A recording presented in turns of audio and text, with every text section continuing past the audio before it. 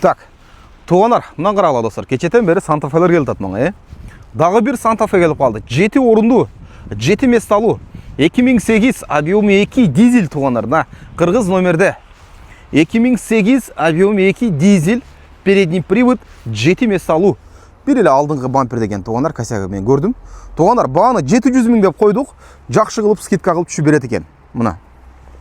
700 мың деп бағаны қойып салдық, плюс жақшы торг бар екен туғанар. 2008 объем 2 дизель. Номер телефондарды біз қалтырамыз. Чалып сөйлесеңіздер болады. Любой вопрос по телефону туғанар мұна.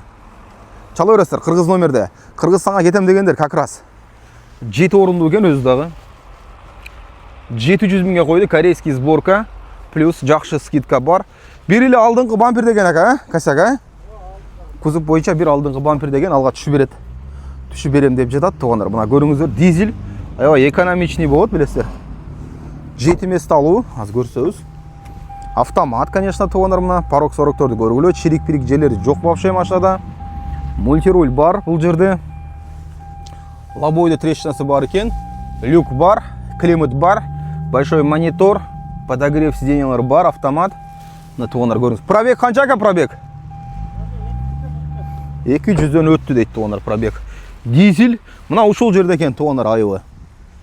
Болды, қалған жақтан проблема жоқ екен достар. 2008 объемы 2 дизель, туғандар бағаны 700 мың деп қойылды. Жақшы скидка бар. Дағы нелері бар ака бұның? Өзгөчө. Мұна ақырқы ряд, 7-ші ряд, последний ряд дегенім. Печкелер іштейді, как положено, Печке сечкелер как положено іштейді дейді туғандар мұна.